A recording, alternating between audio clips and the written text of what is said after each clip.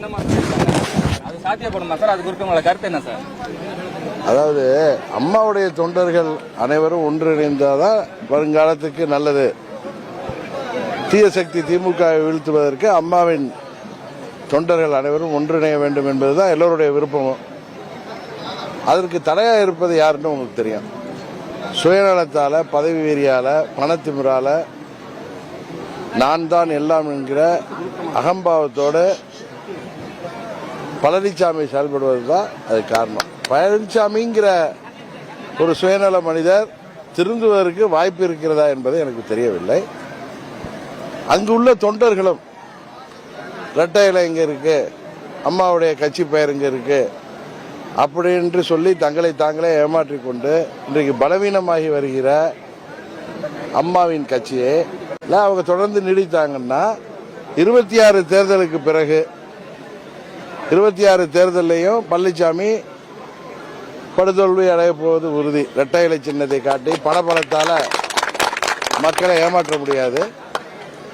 26 வரை அவர் முயற்சி செய்கிற உடந்தையாக அந்த தொண்டர்களும் அங்கு உள்ள நிர்வாகிகளும் பாய் மூடி மௌனமாக இருந்தார்கள் என்றால் 26 தேர்தலுக்கு பிறகு பழனிசாமி அம்மாவின் கட்சிக்கு மூடு விழா நடத்த போவது உறுதி. அதனால அங்கு உள்ள தொண்டர்கள், அங்குள்ள நிர்வாகிகள் விழித்துக் கொண்டு சரியான தீர்வு காணாத வரையில், அவர்கள் முயற்சி செய்யாத வரையில் அம்மாவின் தொண்டர்கள் ஒன்றுபடுவதற்கு வாய்ப்பில்லை என்பதுதான் எனது கருத்து. அதிமுக தற்போது இருக்கிற எம்எல்ஏ வந்து நம்ம கூட தொடர்புல இருக்கிறாங்களா? இன்னமும் திரும்பி வர்றதுக்கு வாய்ப்பு இருக்குதா? நம்ம இல்ல, யாரும் என்னோட தொடர்புல ஒன்று சேரதுக்கு வாய்ப்பு இருக்கா சார்? அதான் சொல்றேன், ஒற்றுமையா ஒன்று சேர வேண்டும். அம்மாவின் தொண்டர்கள் அனைவரும் ஒன்றிணைய வேண்டியதுதான் எல்லாருடைய விருப்பம். ஆனா பழனிசாமிங்கிற ஒரு சுயநலவாதி அந்த கட்சியை கபலீகரம் கொண்டு சுயநலத்தால, பதவி வெறியால அவர் செயல்படுறப்ப அங்குள்ள தொண்டர்கள், நிர்வாகிகள் அவர் இரட்டையில் அங்கே இருக்குன்னு மௌனமாக இருந்தாங்கன்னா எப்படி பாராளுமன்ற தேர்தலில் அவங்க 3வது இடம் சென்ற மாதிரி அவர் என்னதான் கூட்டணி அமைச்சாலும் தேசிய ஜனநாயக கூட்டணி திமுகவையும் அதிமுகவையும் வீழ்த்துகின்ற சூழ்நிலை தான் தமிழ்நாட்டில் உருவாகி வரும். 26 தேர்தலுக்கு பிறகு அதிமுகவை பழனிசாமி மூடு விழா நடத்தி விடுவார்னு சொல்றேன். தமிழக வெற்றி கழகம் விஜய் வந்து கட்சிக்கு தொடங்கியிருக்காப்ல, அதை நீங்க எப்படி சார் பாக்குறீங்க? அதாவது ஜனநாயக நாட்டில் எல்லோருக்கும் கட்சி ஆரம்பிக்கின்ற உரிமை இருக்கிறது. அதை ஏற்றுக்கொள்வதும் ஏற்றுக்கொள்ளாததும் ஜனநாயகத்தின் மன்னர்களாகிய மக்கள் கையில தான் இருக்கு. கொடிக்கு வந்து பல்வேறு சர்ச்சைகள் வந்துட்டு இருக்கு இணையதளத்தில். பாத்தீங்கன்னா இது வந்து வெள்ளாளர் முன்னேற்ற கழகம் தான் அவங்களோட கலந்து தான் அந்த கட்சி கொடி அது மாதிரி சொல்றாங்க. அது வந்து சர்ச்சைகள் போயிட்டு இருக்கு. அது எப்படி சார் பாக்குறீங்க? அது அவங்க தான் அந்த பிரச்சனை. இல்ல, விஜய் கட்சி தொடங்க வந்து திமுக வந்து ஒரு அச்சமா இருக்குதா அப்படிங்கிற மாதிரி. எனக்கு அதை பத்தி எல்லாம் சொல்வதற்கு தெரியவில்லை. அந்த கட்சி கொடி சம்பந்தமான பிரச்சனையை அவர்கள் தான் தீர்த்து கொள்ள வேண்டும்.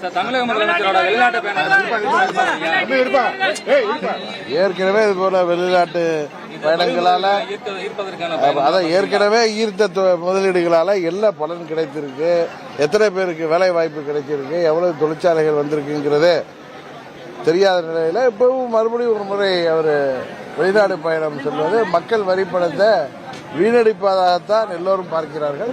இருந்தாலும் போயிட்டு வரட்டும், அதனால என்ன பலன் கிடைக்கிறது என்பதை பார்த்துவிட்டு அதுக்கு பிறகு பேசுவோம். பாரத பிரதமர் நரேந்திர மோடி வந்து இந்தியாவில் பல்வேறு மாநிலத்துக்கு வந்து தொடர்ந்து இதுக்கு உதவி செஞ்சாப்ல, தமிழ்நாட்டை கொஞ்சம் ஒதுக்கி வச்சு பாக்குறாப்ல, அது என்ன காரணம்? அப்படிலாம் நீங்க நினைக்கிறீங்க? தமிழ்நாட்டுக்கு எல்லா திட்டங்களையும் அவங்க கொடுத்துட்டு தான் இருக்கு. ஆந்திராவுக்கு வந்து அதிகமான திட்டம் கொடுக்குறாங்க. இல்லங்க, இந்த பட்ஜெட்ல ஆந்திரா வந்து புதிய மாநிலமா உருவாகி இருக்கிறதுனால அங்க வந்து நிறைய டெவலப்மெண்ட் ஒர்க்குக்காக அங்க தலைநகரமெல்லாம் உருவாக்க வேண்டிய நிலையில அங்க அவங்க நிதி கேட்டதை அவர் கொடுத்திருக்காரு. கூட்டணி கட்சிங்கிற மாத்திரம் தாண்டி ஆந்திராவுக்கு நீண்ட நாள் கோரிக்கை அது.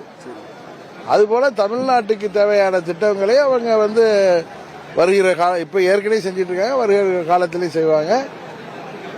இந்த பட்ஜெட்ல நமக்குன்னு ஒரு ஸ்பெஷல் ஸ்கீம், சிறப்பு திட்டம் இல்லாததான் நமக்கெல்லாம் ஏமாற்றம் அளிக்கிறதே தவிர எல்லா மாநிலங்களுக்கும் பொதுவான நிதிநிலை அறிக்கை தான் மத்திய அரசு தாக்கல் செய்திருக்காங்க. திமுக பாஜக இடையே உள்ள உறவு முறை பற்றி என்ன சார் நினைக்கிறீங்க? சிலர் வந்து அது கள்ள தொடர்பு வச்சிருக்கிற மாதிரி அவங்க திமுக மடியில கனம் இருக்கிறதுனால அவர்களுக்கு நிறைய பிரச்சனைகள் இருக்கு.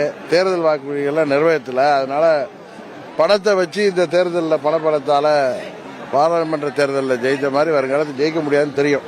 இன்னொன்று மடியில் கணம் இருக்கிற காரணத்தினால மத்திய அரசுக்கு பயந்து கொண்டு மண்டியிட்டு நிற்கிறார்கள். மத்திய அரசு முன்பு பாரதிய ஜனதா கட்சி முன்பு திமுக மண்டியிட்டு நிற்பதாகத்தான் நான் பார்க்கிறேன். ஏன்னா இவங்க தான் நாணயத்தை விடணும்னு போய் அவங்களை கூப்பிட்டுருக்காங்க. அவங்க பெருந்தன்மையாக வந்திருக்காங்களே தவிர இதில் திமுகவுக்கும் பாரதிய ஜனதாவுக்கும் உறவு இருப்பதாக நான் பார்க்கவில்லை. கடற்கரையில பேராசனம் வைக்கிறாங்க. மக்கள் வரி பணத்தை வீணடிக்க கூடாதுன்னு தமிழ்நாடு முழுவதும் எல்லோரும் சொல்லியாச்சு. நாங்கள் அப்படியே திமுகவுடைய பழக்கமே அப்படித்தானே, மக்கள் வரி பணத்தை வீணடிப்பது, அதை செய்து கொண்டிருக்கிறோம். தமிழ்நாட்டில் இப்போ இந்த கஞ்சா போதைப் பொருட்கள் புழக்கத்தால், போதை மருந்து பழக்கத்தால் பாலியல் வன்கொடுமைகள், திருட்டு, கொலை, கொள்ளை, கூலிப்படைகள் அதிகரிப்பது எல்லாம் இந்த ஆட்சியில் அதிகரித்து வருது. சட்டம் ஒழுங்கு சீர்கெட்டு இருக்கு. இதெல்லாம் இந்த அரசாங்கம் சரி செய்ய வேண்டும். இல்லை என்றால் மக்கள் இவர்களுக்கு 26 தேர்தலில் உரிய தண்டனை வழங்குவார்கள்.